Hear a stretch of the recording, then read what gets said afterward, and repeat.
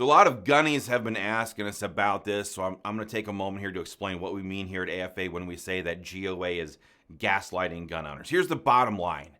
4 days ago, GOA, NRA, FPC, SAF, all these groups signed a letter to Senate Majority Leader John Thune saying that they would support zeroing out the $200 NFA tax on SBRs, SBSs, and suppressors. The one provision that the Democrat-appointed Senate parliamentarian would allow. That letter was a full-blown white flag of surrender. Instead of hammering Thune right then and there to fire the parliamentarian and shove full deregulation through before agreeing to zero out the tax, they gave him and all of the Washington swamp a total green light to cave. And by doing that, they gave away all of our leverage.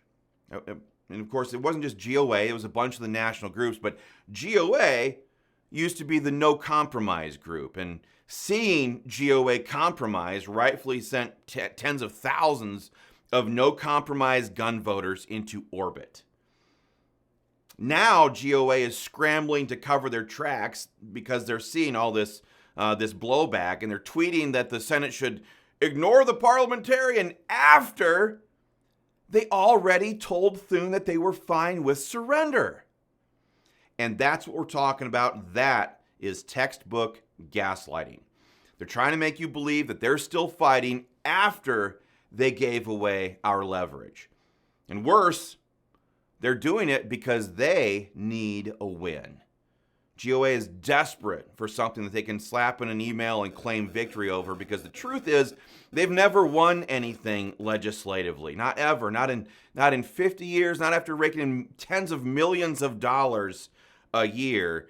What they are is a lawsuit shop. And that's fine. Lawsuits matter. They're very good. But when it comes to congressional brawling, when it comes to winning with legislative firepower, when it comes to the in-your-face, sometimes making enemies process of trying to pass legislation, GOA is amateurs. And they rolled over from the outset. Remember, the issue was never about the tax. It wasn't about the money. The issue is the regulation, the registry, the chains, the NFA itself. But instead of fighting for repeal like AFA has done with HR 221 and HR 335, they backed off, cut a deal, signed the letter, and now they're trying to cover it up. So don't fall for it, folks. This is why AFA never compromises. We fight to win. We don't fight to spin. And we know all of these tactics to be true because we've spent a decade in state capitals all across America passing bills and defeating the left's gun control agenda. I hope that makes sense.